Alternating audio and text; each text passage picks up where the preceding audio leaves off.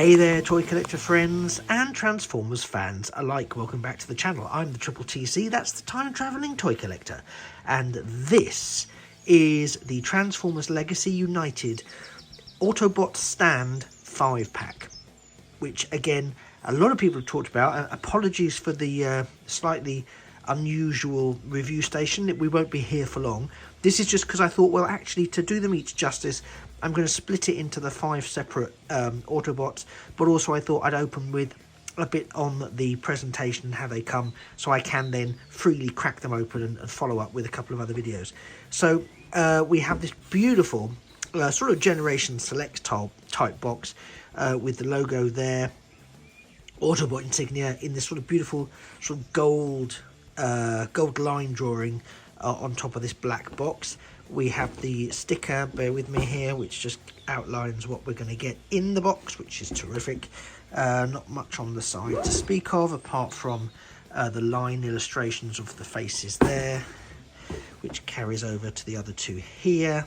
And then there's Takara Tomy, Hasbro, and other bits and pieces there. The reverse of the packaging is completely forgotten about, not much happening there, but that's fine. There's plenty to be going on with, and I really love this, and it's a nice big box. It's a bit of a pain from a display point of view, and I'll talk a bit more about that in a second, because actually this, you know, it's somewhere between no windows but not really the most impressive of box art. We do know that Transformers are good on box art, so I'm just going to open it up and show you them in situ. Before I do that, just a quick reminder, please, to like the video, and obviously to hopefully like the videos that follow it in this Autobot Stand series, and additionally to drop a subscription to the channel. If you're watching this and you don't have a subscription to the channel, that's absolutely fine, obviously, you know, great.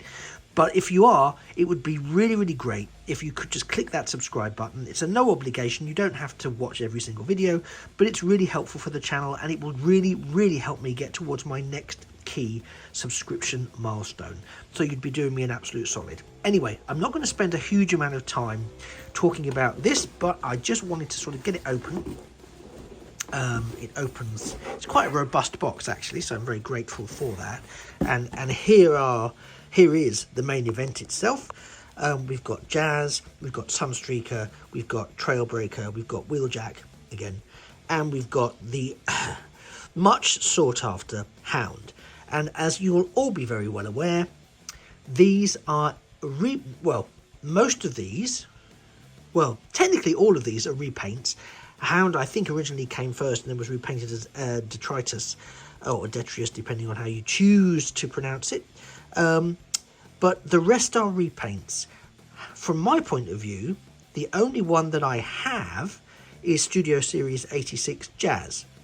So for me, this isn't too much of an ordeal in terms of picking it up, but I do appreciate how for anyone who's already got these folk in their other iterations, it's a little bit tedious. That said, this is cartoon accurate deco, or as close to it as they're going to get. And I think they do a really good job at initial glance. Now, you can see they're still fully tied into the box. I've not had a chance to take them out yet, because I wanted to do them in situ, so you could see, again, from a display point of view, what this looks like. There is some more detailing inside the lid of the box, but it's kind of circuitry and shenanigans. Still the gold on black, but there's not that much going on. So here we have the 5 Autobots united against the evil Decepticons, and they look great. What isn't so great for me is the presentation, because if you're a collector, the boxes are lovely, and Hasbro tend to do a really great job with their Transformer products of the artwork on the boxes and everything else, so that you really can have a very good presentation option, whether it's the artwork, whether it's a window with artwork surrounding it, whether it's a plastic window or a vacant window, whatever you want to call it, a space. I suppose that's what you call a space. But they put some effort in. And it's good because it gives you options from a display point of view. I don't feel this gives you many options, because this cardboard background, there's nothing cool about it. It's just a bit stark. So it's not great. Yes, I do think that the front, as we've seen, I do think this is nice. I think there's a lot that's great here, but again, it's a bit sort of static in terms of presentation. You could line them up in front of the box, I guess. That's an option. But for me, it just misses something. I'm not talking about like a Studio Series diorama. However, maybe given you are reselling 4 out of the 5, albeit in cartoon accurate deco, it might have been a good idea as a sweetener, he says, having bought it anyway. But I know there are people who are a little bit, you know, grumpy, rightly, because this is so far the only way to get the Hound with the sort of Studio Series 86 colouring. I'm sure we might see him released separately later, but I do take the point. So just coming in quickly before I sort of step away from this to do them as individuals, or as pairs, or as whatever I do with them. We've got some fantastic detailing, and that's just from the in-the-box look at Jazz. There we've got Sunstreaker, looking all sunny and streakerish. Fantastic head sculpts there, keep them in focus. Trailbreaker, again, some of you will be aware, I never had many of the original G1 Autobots at all. It was mainly the sort of special edition, for want of a better word, type of Autobots that attracted me. That is a very nice Hound.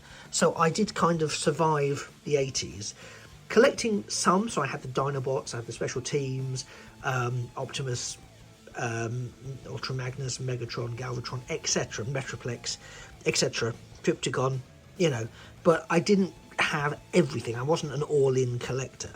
So the opportunity to capture these really is very, very exciting for me. I'm very, very excited about it. We've also got a range of weapons / accessories, not extensive, but in some cases, I understand, they are an improvement from what was originally offered in the standalone releases, in the War for Cybertron or early Legacy line.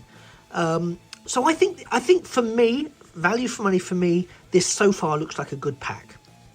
I appreciate mileage will vary on value for money, but for me initially, this is great, and I'm very, very excited to be looking at it and having it here. So that's my initial take. I will now spend some time to get them out, do some toy photography with them, get a feel for them, and then I'll come back looking at the individual figures once they're up and out. But I just wanted to sort of get this out because I've sat on it for a couple of days and I thought this is ridiculous. Let's get it out and let's have an initial look at these guys, and then we'll come back with the individual figures in the near future. So thanks for sticking around. As I say, please do like the video, please do subscribe, and that way you won't miss me talking about them as individuals. Also helps me get to my next subscriber number. And yeah, all it remains for me to say is that things of beauty really are a toy forever, and I look forward to seeing you in a future video. Bye bye, take care for now.